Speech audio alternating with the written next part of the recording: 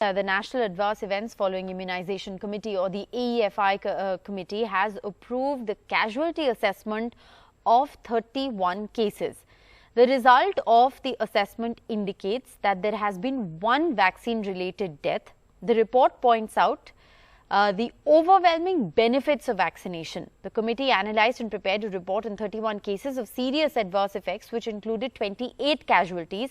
Of these 31 cases, 18 were coincidental, found to be not linked with the vaccine. 7 cases were in the intermediate category. That is, a reaction immediately after the vaccine, but no evidence that the reaction was due to the vaccine.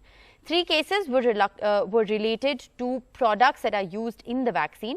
1 case was anxiety related. 1 person died due to an anaphylactic reaction, which is a severe allergic reaction within half an hour of taking the COVID-19 vaccine.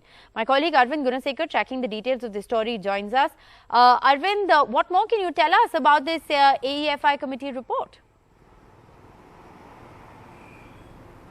Yeah, Rishika, like you explained, the National Adverse Events Following Immunization Committee that has been constituted under the Health Ministry has been assessing all these adverse events that have been reported across the country following immunization. So, as on March 31st, the committee was given 31 cases to go through it to examine the cause, the real cause behind the adverse event. So, according to the report that has been submitted to the Ministry of Health and Family Welfare, which we have seen, what it shows is that out of 31 cases that the committee assessed, it shows that at least in 1 case, the death is linked to the vaccination. So that's the finding of this particular committee. In 2 other cases, the hospitalization that have been reported due to the vaccine, according to the committee, it is also directly linked to the vaccine. So out of 31 cases, at least 1 death and 2 hospitalization actually have been proved to be linked to the vaccine. This is the findings of this committee. And in 18 cases, the committee says that it is not directly linked to, it is